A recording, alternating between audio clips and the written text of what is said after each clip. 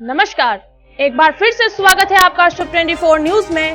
मैं शगुफ्ता खान कुछ अहम खबरों के साथ। राजस्थान में पास हुए राइट टू हेल्थ बिल के विरोध में प्रदर्शन कर रहे डॉक्टर्स 27 मार्च को बड़ी रैली निकालने की तैयारी में हैं। वहीं इस आंदोलन में शामिल हुए सरकारी हॉस्पिटल्स के मेडिकल अफसरों की यूनियन अखिल राजस्थान सेवारत चिकित्सक संघ अरिस्दा भी अपना विरोध तेज करने जा रही है। इन्होंने 29 मार्च को एक दिन सामूहिक अवकाश करने का फैसला किया है। अगर ऐसा होता है तो इस दिन प्रदेश भर की 2000 से ज्यादा प्राथमिक स्वास्थ्य केंद्र और सामुदायिक स्वास्थ्य केंद्र बंद रहेंगे, क्योंकि इनमें ज्यादातर डॉक्टर, मेडिकल ऑफिसर रैंक के ही होते हैं जो इस आंदोलन में शामिल हैं। इधर राइट टू हेल्थ के विरोध में रेजिडेंट्स के काम नहीं करने से एसएमएस समेत दूसरे सरकारी हॉस्पिटलों में भी मरीजों की परेशानी बढ़ गई है। रूटीन बीमारी दिखाने और दवाइयां लेने के लिए आ रहे मरीज अब आना बंद हो गए हैं। इसके कारण एसएमएस में अन्य सेक्शन में भी इसका असर देखने को मिला है। रेजिडेंट्स को मनाने के लिए जयपुर एसएमएस मेडिकल कॉलेज के सीनियर डॉक्टर्स ने भी प्रयास शुरू कर दिए हैं। कॉलेज के प्रिंसिपल डॉक्टर राजीव बगरहट्टा ने बताया, हमने रेजिडेंट्स से बात की, उन्हें समझाइश की, संभावना है कि वे जल्द मान जाएंगे। 27 मार्च को इस बिल के विरोध में जयपुर में एक महारैली का आयोजन किया जाएगा। इस रैली की रूपरेखा तैयार करने के लिए प्राइवेट हॉस्पिटल के डॉक्टरों संग चर्चा की जाएगी, जो जयपुर के एसएमएस हॉस्पिटल स्थित जेएमए हॉल में होगी। जबकि 29 मार्च को सभी डॉक्टरों ने सामूहिक अवकाश पर जाने का निर्णय किया है। अरिस्दा के प्रदेश अध्यक्ष अजय चौधरी ने बताया कि हम लगातार सुबह से 2 घंटे 9 से 11 बजे तक का कार्य बहिष्कार आगे की जारी रखेंगे। इस अरिस्दा ने 29 मार्च को प्रदेश भर में एक दिन का सामूहिक अवकाश या कड़े हड़ताल पर रहने की चेतावनी दी है। अगर 29 मार्च को ऐसा होता है तो प्रदेश भर की पीएचसी, सीएचसी, उप जिला हॉस्पिटल में मरीजों को नहीं देखा जाएगा, क्योंकि यहाँ ज्यादातर डॉक्टर, मेडिकल ऑफिसर ही होते हैं और वे अरिस्दा संगठन से जुड़े हैं। राजस्थान में कोविड का प्रभाव खत्म होने के बाद अब अन्य मार्केट की तरह रियल एस्टेट सेक्टर में भी बूम आने लगा है। लोग हाउसिंग बोर्ड के फ्लैट्स में ज्यादा दिलचस्पी ले रहे हैं। जिन फ्लैट्स को लोग आज से 2 साल पहले 9 लाख रुपए में भी नहीं खरीद रहे थे, उस एक कमरे वाला फ्लैट के लिए अब 31 लाख रुपए तक की बोली लग गई है। Housing board commissioner Pawan Arora ने बताया कि इस छोटे से फ्लैट के लिए इतनी बिड आना सही में चौंकाने वाला है। उन्होंने बताया कि जयपुर के प्रताप नगर सेक्टर 26 स्थित द्वारकापुरी योजना के 550 फ्लैट बुधवार नीलामी के बेचने के लिए रखे थे, जिसमें से 289 फ्लैट्स बिके हैं। इनमें 29 फ्लैट जो ग्राउंड फ्लोर पर थे, वो सभी फ्लैट 15 लाख रुपए से लेकर 31 लाख रुपए के बीच बिके हैं। कमिश्नर ने बताया कि इन फ्लैट्स को बेचने के लिए हाउसिंग बोर्ड ने कोविड काल में भी प्रयास किया था। तब इन फ्लैट्स को कोई 9 लाख रुपए में भी नहीं खरीद रहा था, लेकिन अब लोगों का रुझान वापस हाउसिंग बोर्ड के फ्लैट्स के लिए बढ़ने लगा है। उन्होंने बताया कि इस फ्लैट के लिए 5 से ज्यादा लोगों ने बोली लगाई थी, जिसमें नवीन कुमार शर्मा नाम के व्यक्ति ने सबसे ज्यादा 31,66,150 रुपए देकर खरीदा है। एंटी टेररिस्ट स्क्वाड एटीएस में तैनात 30 वर्षीय कांस्टेबल का 2 युवक मोबाइल लूट कर ले गए। कांस्टेबल बाबूलाल चिल्लाता रहा कि वह पुलिस है, वह एटीएस में पुलिस है, लेकिन बदमाशों को कोई फर्क नहीं पड़ा। वे मोबाइल लूट कर एक ऑटो में बैठे और भाग निकले। हालांकि एटीएस में तैनात कांस्टेबल ने उनका कुछ देर पीछा भी किया, लेकिन बदमाशों का कोई सुराग नहीं लगा। बाबूलाल ने घटना के बाद एटीएस अधिकारियों को जानकारी दी, जिसके बाद आदर्श नगर थाने में मोबाइल लूट का मामला दर्ज हुआ है। एटीएस में तैनात कांस्टेबल बाबूलाल ने रिपोर्ट दी थी कि वह 22 मार्च को ड्यूटी के लिए सांगानेर थाने से एटीएस मुख्यालय आ रहा था। वह लो फ्लोर बस नंबर RJ14PC72220 से आ रहा था। सुबह करीब 9:40 पर घाटगेट उतरने के लिए तैयार हुआ, तभी भीड़ में से 2 जवान उम्र के लड़के जबरदस्ती उसकी जेब में मोबाइल Vivo V25 Pro छीन कर ले गए। घाटगेट पर बस से उतरकर वो ऑटो में बैठकर भाग गए। इस दौरान लुटेरों को बाबूलाल ने खुद को पुलिस में होने के बारे में भी बताया, लेकिन बदमाश नीचे उतरे और ऑटो लेकर भाग गए। इस पर बाबूलाल ने उन्हें पकड़ने के लिए दौड़ लगाई, लेकिन बदमाश भाग छूटे। मोबाइल में 2 सिम कार्ड थे। जांच अधिकारी एएसआई सेठाराम ने बताया कि कांस्टेबल की शिकायत पर अज्ञात बदमाशों के खिलाफ एफआईआर दर्ज कर ली गई है। जिस जगह पर घटना हुई उसके आसपास के इलाकों में लगे हुए सीसीटीवी कैमरा खंगाले जा रहे हैं। पूर्व में लूट की वारदात करने वाले बदमाशों से भी इस घटना को लेकर पूछताछ की जा रही है। 72 लाख की धोखाधड़ी के मामले में 1 साल से फरार चल रहे एक आरोपी को रेनवाल थाना पुलिस ने शुक्रवार को महाराष्ट्र से गिरफ्तार किया है। आरोपी ने खुद को TCS कंपनी और बेल्स कंपनी में पार्टनर बताकर वन नेशन वन कार्ड का कार्य दिलवाने के नाम पर 72 लाख रुपए की धोखाधड़ी की थी।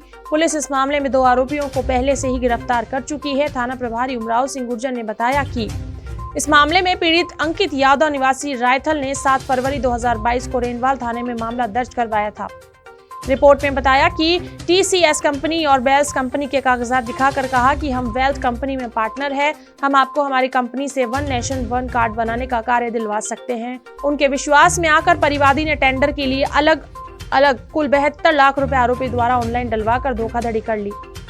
पीड़ित द्वारा रेनवाल थाने में मामला दर्ज कराए जाने के बाद आरोपी की तलाश शुरू कर दी गई है, लेकिन अथक प्रयासों के बावजूद आरोपी को नहीं पकड़ा जा सका। बाद में ACJM कोर्ट किशनगढ़ रेनवाल ने धारा 37 पुलिस एक्ट का गिरफ्तारी वारंट जारी करवाकर वांछित आरोपी की तलाश हेतु टीमों का गठन किया है।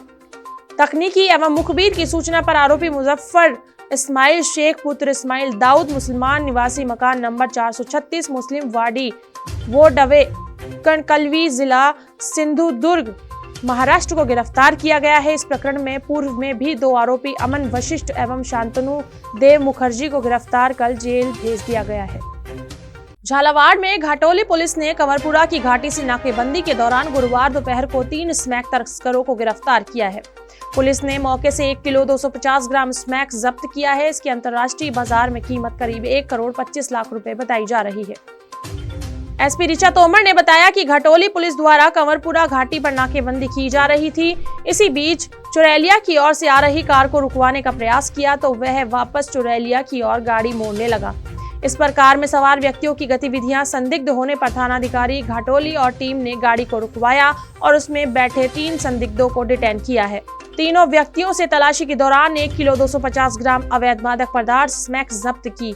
SP ने बताया कि कार्रवाई के दौरान पुलिस ने आरोपी आशिक 28 पुत्र सलीम खान निवासी पौली थाना अकलेरा, इमरान उर्फ बंटी 26 पुत्र कल्लू अली निवासी नई बस्ती अकलेरा और रामलाल 30 पुत्र चंदालाल तंवर निवासी महुआ ओक पुलिस थाना अकलेरा को गिरफ्तार किया है। पुलिस ने मौके से एक कार को भी जब्त किया है। कार्रवाई के दौरान पुलिस ने आशिक से 400 ग्राम, इमरान उर्फ बंटी से 400 ग्राम और रामलालपुर चंदालाल तंवर से 450 ग्राम स्मैक जब्त की है।